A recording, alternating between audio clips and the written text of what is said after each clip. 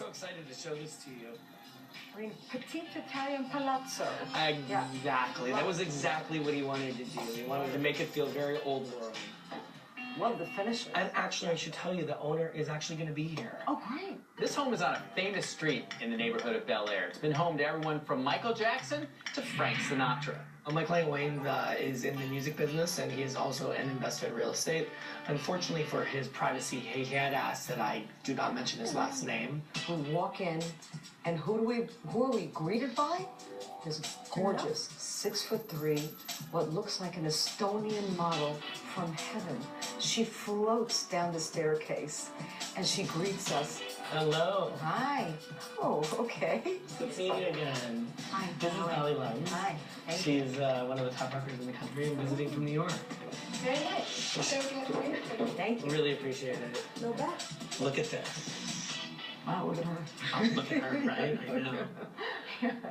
Showing Wayne's property is always quite an adventure. Seems like there's always a lot of really beautiful women around. Hi, how are you doing? It's so good to see you. Good to see you. Thank you so much for having us in the house. Yeah, It's great seeing you. Hi, I'm Dolly. Nice to Dolly. meet you. How are you? Wayne collects many houses. He's probably at each house no more than, I would say, 4 weeks out of a year. Oh, You look are at going to be this so ceiling. impressed by this master bedroom. Wow.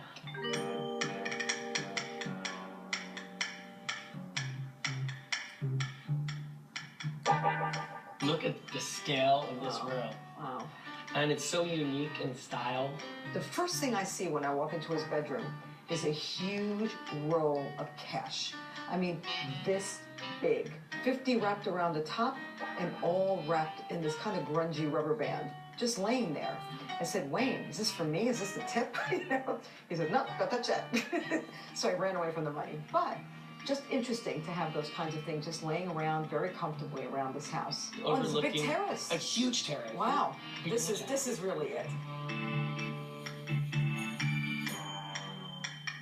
The buyer that we have is really interested in the primest of locations, so this meets that criteria. He likes a beautiful old-style house, but he also likes contemporary and lots of light, and it's hard to get both of those. Here, you have both of those. Okay, so I think this really could fit the bill.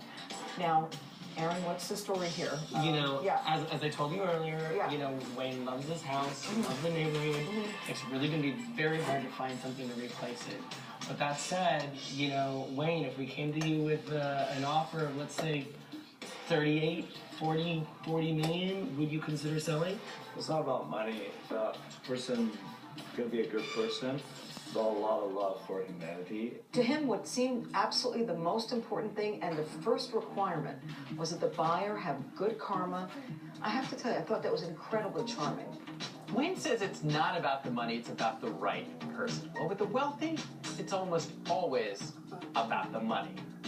Well, you know, the buyer that we have is really a fabulous person, very charitable, international, and we just think this house is going to fit the bill perfectly with his needs. Wayne was really super interesting. He was really concerned about all different types of charities and people. So he's concerned about water for third world countries, taking care of children, making sure they're well fed. And then one thing that didn't quite fit that bill, he was super interested that models are well taken care of.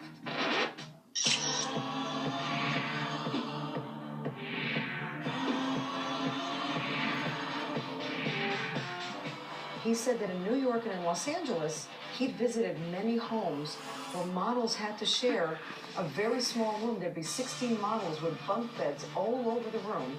He wanted to make sure that models have a better way to live, and he was going to build a building where the models could live well, happily, and fulfill themselves. He felt really sorry for them, and I have to tell you, I thought that was noble.